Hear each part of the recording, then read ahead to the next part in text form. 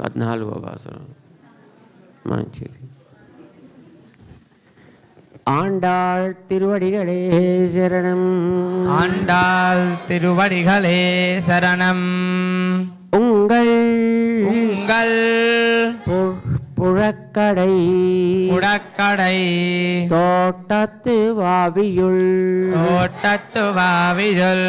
செங்கடு நீர் வாய் நெகிழ்ந்து ஆம்பல் வாய் கூம்பினகான்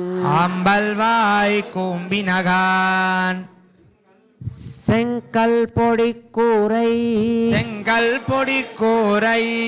வெண்பல் தவத்தவர் தங்கள் திருக்கோயில் செங்கிடுவான் போகின்னார் எங்களை முன்னம் எழுப்புவான் வாய் பேசும் நங்காய் எழுந்திராய் நாணாதாய்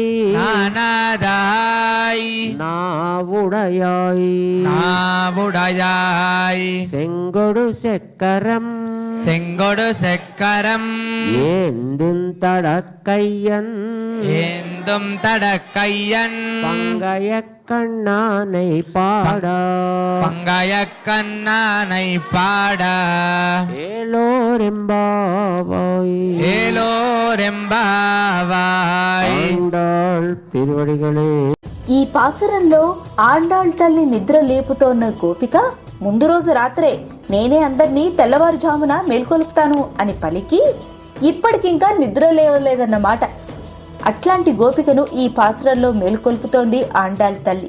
ఏమనంటే, ఓ పరిపూర్ణురాలా, నీ ఇంటి తోటలోని దిగుడు బావిలోని ఎర్ర కలువలు వికసించాయి, నల్ల కలువలు ముడుచుకున్నాయి, ఇంకనూ తెల్లవారినట్లు నీకు తెలియలేదా?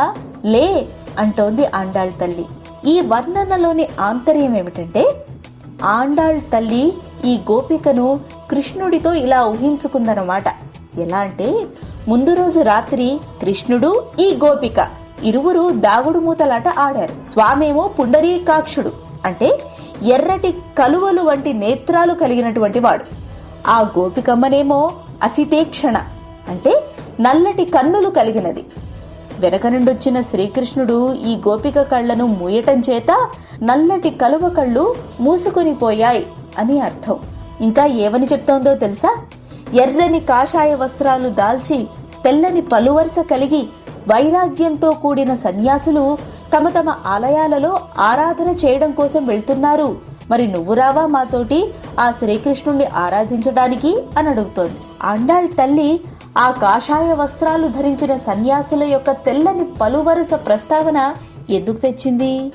ఇక్కడ తెల్లని పలువరుస అంటే సాత్వికమైన ఆహారానికి ప్రతీక అన్నమాట. సాత్వికమైన ఆహారాన్ని సేవిస్తూ భగవద్ ధ్యానంలో ఉండడం తిరుప్పావే వ్రతం యొక్క ముఖ్యమైన నియమం అని ఇంతకు ముందు చెప్పుకున్న ఒకానొక పాసురంలో మనం వివరించుకున్నాం కదా. ఆ విషయాన్ని మరలా స్మరణకు తెస్తోంది ఆండాళ్ తల్లి. శంఖ చక్రాలు ధరించిన వాడును ఆజానుబాహుడైన ఆ పుండరీకాక్షుని మహిమ గానం చేయడానికి లేచిరా గోపిక అని మరో గోపికని నిద్రలేపుతోంది ఆండాళ్ తల్లి.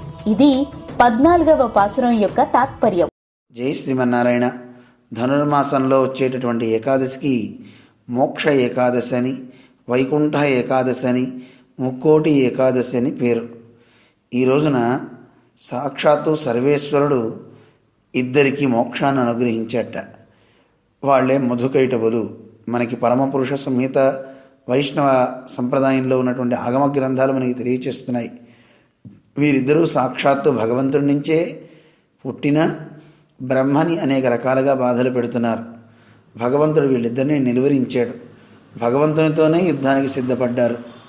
స్వామి తనది నుంచి ఆవిర్భవించిన వాళ్ళతో యుద్ధం ఎలా చేయాలని మీకు వరం ఇస్తా, కోరుకొండర్రా, బుద్ధిగా ఉండండి అన్నాడు.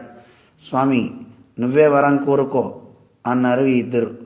భగవంతుడు నవ్వి, సరే మీరు ఈ యుద్ధం మానాలంటే ఏం చేయాలో చెప్పండి అని అడిగాడు. అయితే సరే, కల్లో కూడా ఎవరు నీ ధామాన్ని చేరుకోలేరంటారే, అలాంటి ఆ వైకుంఠలోకాన్ని మా ఇద్దరికి అనుగ్రహిస్తే మేము యుద్ధం మానేస్తాం అన్నారట. సరే అలాగే ఇస్తానని భగవంతుడు వీళ్ళిద్దరినీ తీసుకువెళ్తున్నాడు. మరి నేరుగా వైకుంఠంలోకి వెళ్ళాలి అంటే వీళ్ళిద్దరూ లోపలికి రావడం కష్టం, ఎందుకంటే వీళ్ళకి ఆ యోగ్యత లేదు. అందుకోసం భగవంతుడు వీళ్ళని ఒక పక్కన ఉంచి ఉత్తర ద్వారం గుండా తానే స్వయంగా తలుపు తీసి వీరిద్దరినీ లోపలికి రమ్మన్నాడు.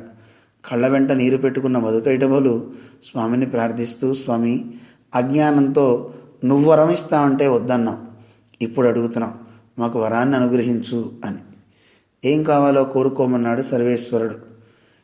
స్వామి, ఇంత పాపాత్ములమైన మమ్మల్ని నువ్వు అనుగ్రహిస్తూ ఈ మోక్షాన్ని ఇస్తున్నావే, ఈరోజు మాకు ఈ మోక్షాన్ని నువ్వు అనుగ్రహించినటువంటి ఘట్టాన్ని ఎవరైతే అనుకరిస్తారో, ఎవరైతే దీన్ని శ్రవణం చేస్తారో అలాంటి వాళ్ళకు కూడా ఈ మోక్షం లభించాలి, సంసారం నుంచి అందరికీ విడుదల కలగాలి అని మధుకైటభులు కోరారు.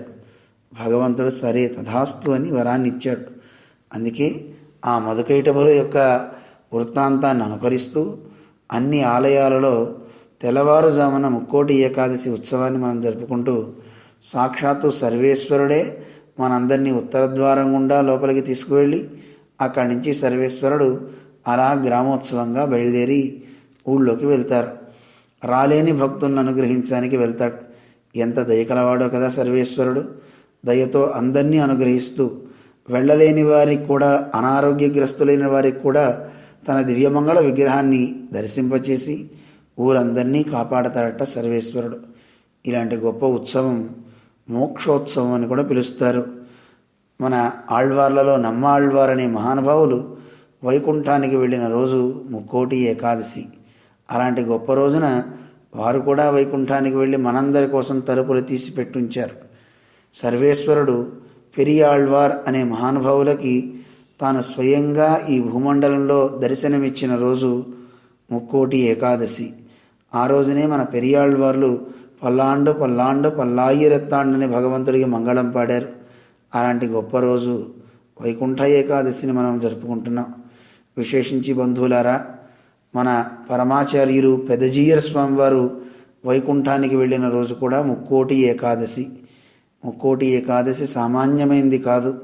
అలాంటి పర్వదినాన మనందరం ఉత్తర ద్వారం గుండా భగవంతుణ్ణి ఎవరైతే దర్శిస్తారో అలాంటి వాళ్ళకి, అన్ని లోకాల్లో ఉన్న వాళ్ళకు కూడా దుర్లభమైనటువంటి ఆ మోక్షం అనేది సాక్షాత్తు భగవంతుడు మన జీవితం అయిన తర్వాత అనుగ్రహిస్తాడట. ఇప్పుడే ఇస్తాడని భయపడకండి.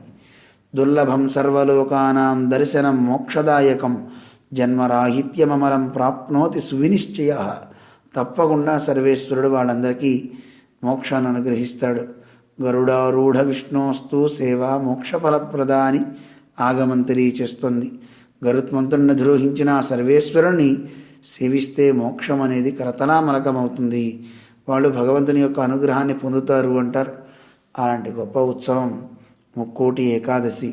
ముక్కోటి దేవతలందరూ కూడా స్వామిని దర్శించారు ఈ ఏకాదశిని, అందువల్ల ముక్కోటి ఏకాదశి అని అంటారు.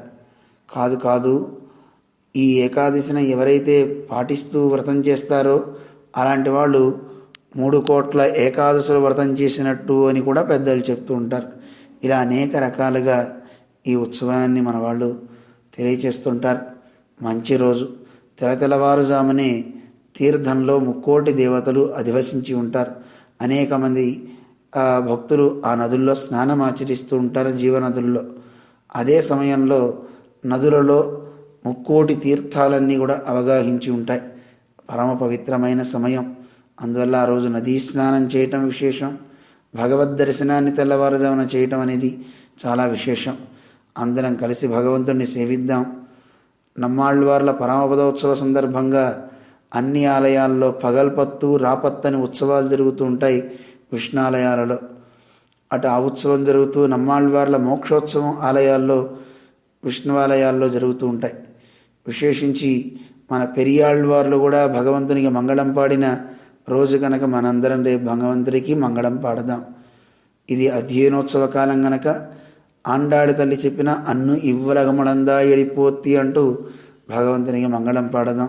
స్వామి పల్లాండు పల్లాండు పలకోటి నూరాయిరం అన్నట్లుగా కోట్ల సంవత్సరాలు స్వామి విజయాన్ని పొందుతూ మనందరినీ అనుగ్రహించాలి. భగవంతుడికి మంగళం పాడదాం. ముక్కోటి ఏకాదశి పర్వదినాన్ని వైభవంగా జరుపుకుందాం. జై శ్రీమన్నారాయణ.